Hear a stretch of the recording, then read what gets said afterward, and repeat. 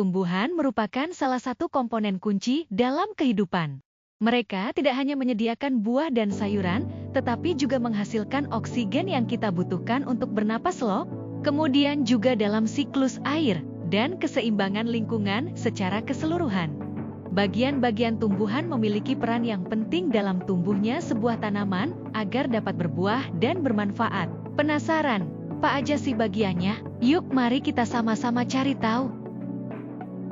Perhatikan gambar ilustrasi tanaman ini. Dan inilah nama-nama bagian pada tumbuhan. Bagian ini disebut akar. Ingat, ini akar. Bagian ini disebut akar. Ingat, ini akar. Bagian ini disebut batang. Ingat, ini batang. Bagian ini disebut batang. Ingat, ini batang. Bagian ini disebut buah. Ingat, ini buah. Bagian ini disebut buah. Ingat, ini buah. Bagian ini disebut daun. Ingat, ini daun. Bagian ini disebut daun. Ingat, ini daun. Bagian ini disebut bunga. Ingat, ini bunga. Bagian ini disebut bunga.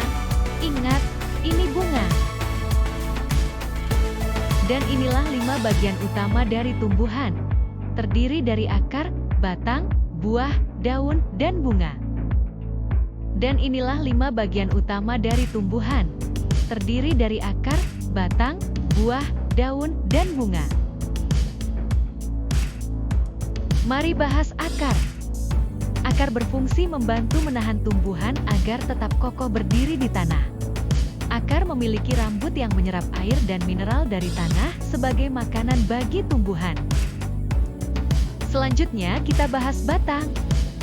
Secara umum batang berfungsi untuk menghubungkan bagian akar, daun dan buah, sekaligus penopang badan tumbuhan agar tetap berdiri tegak. Batang juga berfungsi sebagai jalan pengangkut air dari akar ke daun. Perhatikan video ini. Dalam video ini diperlihatkan bagaimana air diangkut dari tanah dibawa melalui batang dan disampaikan ke daun, serta buah dan bunga. Keren kan? Selanjutnya daun. Daun berfungsi sebagai tempat terjadinya proses fotosintesis. Daun juga berfungsi sebagai alat pernapasan tumbuhan. Selanjutnya bunga.